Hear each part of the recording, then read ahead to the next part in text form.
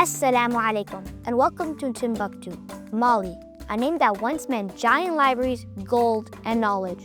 Assalamu alaikum. We're here all the way from Canada on a journey to learn about one of the greatest empires in African history, the Kingdom of Mali. And trust me, the real story of Mali is even cooler than the legends. A long time ago, starting in the 1200s, West Africa was home to a powerful kingdom of Mali, way bigger than the modern-day country of Mali. The empire was founded by a leader named Sundiata Keita, who united smaller kingdoms into one rich and powerful land. Mali had something every empire wanted: resources. Lots of gold, which came from mines, and salt, which came from the Sahara Desert. Salt might now sound fancy now, but back then it was essential. It preserved food, added flavor, and was even used like money, so it was super valuable. Traders from all over the world came here. Timbuktu became the center where all these trading happened, as it was located in an ideal agriculture zone, with Sahara Desert and the Niger Delta cross, creating a lush vegetation able to sustain a city. But they didn't just trade goods. They traded ideas. They shared knowledge and would bring back that knowledge to their own communities. And the heart of this cultural exchange? Timbuktu. The most famous ruler of Mali was Mansa Musa. And yes, he is believed to be one of the richest people who has ever lived. He was a Muslim ruler and believed in sharing his wealth and knowledge to benefit not only his kingdom, but others as well. This belief came from teaching of his religion, Islam. Islam instructs Muslims that wealth is a trust and a manna given to the human by Allah as a reward for this hard work, but also a test to see what person will do with all the wealth that has been made available to them. A good person should take wealth to benefit him, herself, her family, but also society. One of the main ways anyone can benefit others is by building centers that benefit others for generations to come, like learning centers, economic centers, and health centers, to name a few. In the Islamic traditions that the Kingdom of Mali followed, they understood that all of these centers of benefit should be built seeking truth, haqq, justice, adl, excellence, ihsan, and made accessible to those who would otherwise not be able to afford it. As such, for the people of Mali, wealth was not just in what they traded, such as gold and salt, but also in the centers they built, especially that of knowledge. In 1324, Mansa Musa made one of the most famous pilgrimages in history, a Hajj to Mecca. Hajj is a physical trip to Mecca that all Muslims who are able to make the journey should make once in their lives. Hajj is the fifth pillar of Islam, meaning it's one of the main values that the religion of Islam is built upon. It's like when you build a building and you need a strong and firm building to build on it. The fifth pillar of Islam is what the religion stands upon. Islam has 5 pillars, and they are: first, testimony of faith, called Shahada. Second, establish 5 daily prayers at specific times, called Salah. Third, giving of charity, when you're rich enough, called Zakat. Fourth, fasting for a month once in a year, the month of Ramadan, called Saum.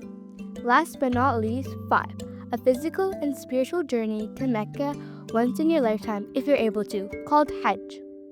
Hajj celebrates the journey of one of the prophets of Islam, Christianity, and Judaism, Prophet Ibrahim. The Hajj journey is on trade routes which allow the caravans to cross through huge cities like Timbuktu, allowing them to also trade and bring back goods to their cities. But Mansa Musa didn't just go on Hajj, he made the world take notice. He brought a caravan of tens of thousands of people from the city.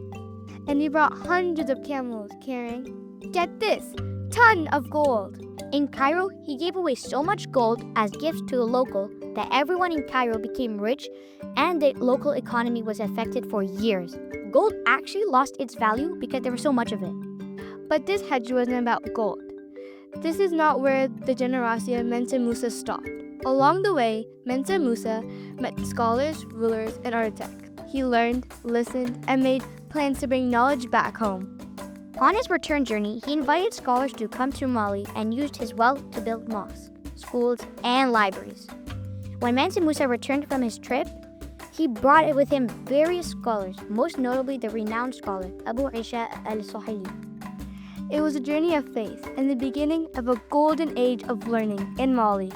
Timbuktu became one of the world's greatest centers of learning.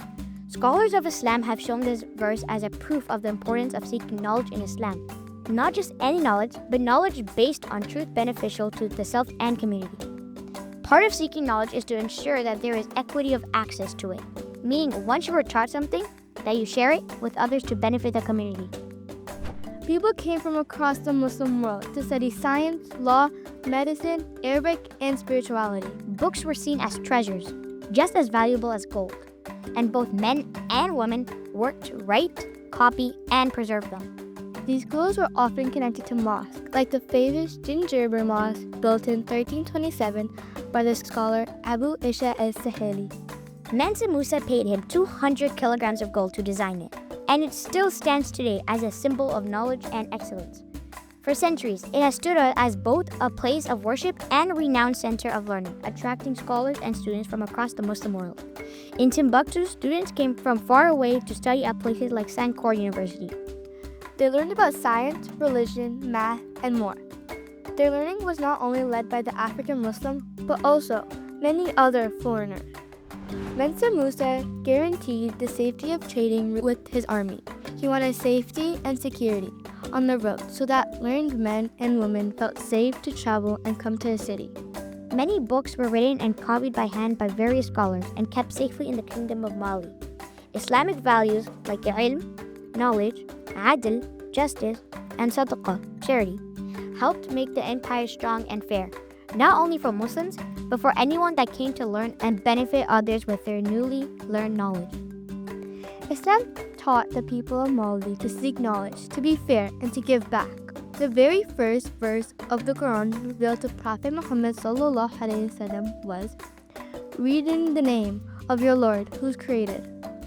Islam was very important in Mali. It taught people to be fair and to seek knowledge. Knowledge was seen as a gift from God, and sharing its part was your responsibility. Malians donated books, buildings, even land to help others. This was called waqf, a kind of donation for the community that brought knowledge, safety, justice, and security to everyone involved. Because of these gifts, schools and hospitals could run without asking students or patients to pay. Because of these gifts, schools and hospitals could serve people for free. So now that we've traveled through time, what can we learn? That the African Muslim empire, like Mali, was strong, generous, fair, and independently thriving societies. Rooted in Islam, open to the world, scholars, merchants, and travelers journeyed safely across the great distance to reach Timbuktu, a city where learning was sacred and everyone could grow.